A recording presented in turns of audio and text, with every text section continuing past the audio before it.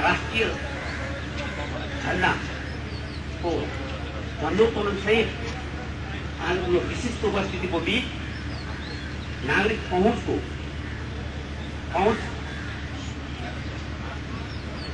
सम्म पनि अब नागरिकहरूको लागि पहुँच सहज हुने सांकेतिक रूपमा यही अर्थ बोक्दछ र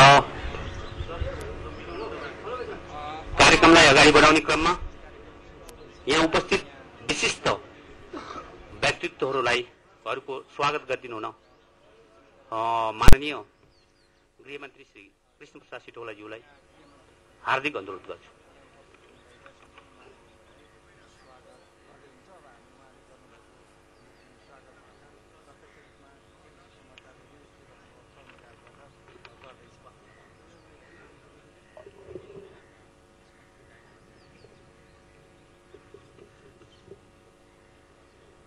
माननीय प्रधानमन्त्रीज्यू, प्रधान न्यायाधीशज्यू, संविधान सभाका अध्यक्षज्यू, माननीय मन्त्रीज्यूहरू, पूर्व प्रधानमन्त्रीज्यूहरू, पूर्व सभामुखज्यू, राजनीतिक दलका नेताज्यूहरू, संविधान सभाका सदस्यज्यूहरू, कूटनैतिक नियोगका प्रमुखहरू एवं प्रतिनिधिज्यूहरू, नागरिक समाजका विशिष्ट व्यक्तित्वहरू, सञ्चारकर्मीहरू, राष्ट्र सेवक कर्मचारी एवं सुरक्षाकर्मीहरू लगायत उपस्थित सम्पूर्ण महानुभावहरू, नेपाली जनताले 2007 साल अघिदेखि निरन्तर गर्दै आएका पटक पटकका संघर्ष, क्रान्ति र बलिदानबाट नेपाल संघीय लोकतान्त्रिक गणतन्त्र घोषित भएको छ।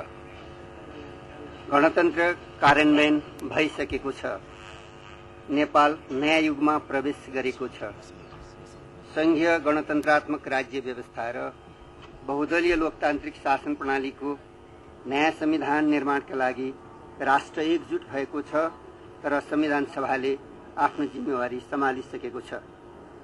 राष्ट्रलाई यहाँसम्म ल्याइ पुर्याउने संघर्षका क्रममा शहादत प्राप्त गर्ने सम्पूर्ण ज्ञात अज्ञात शहीदहरूमा हार्दिक श्रद्धाञ्जली अर्पण गर्दछु र आजको यस ऐतिहासिक अवसरमा हाम्रो आमन्त्रणलाई स्वीकार गरी उपस्थित हुनुभएका सम्पूर्ण महानुभावहरू र नेपाली दाजुभाइ दिदीबहिनीहरूमा हार्दिक स्वागत अभिवादन गर्दछु।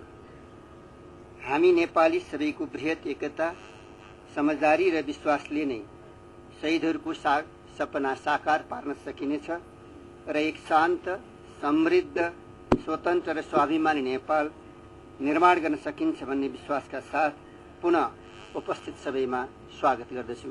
जय नेपाल।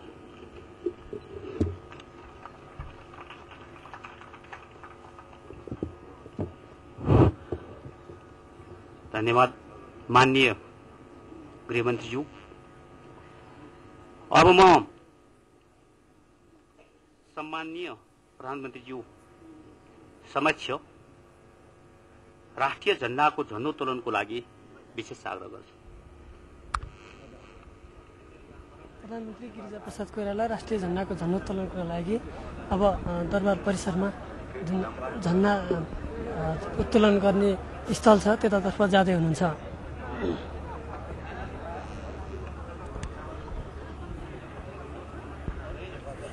हामीलाई दिएको जानकारी अनुसार आजको कार्यक्रम संक्षिप्त छ।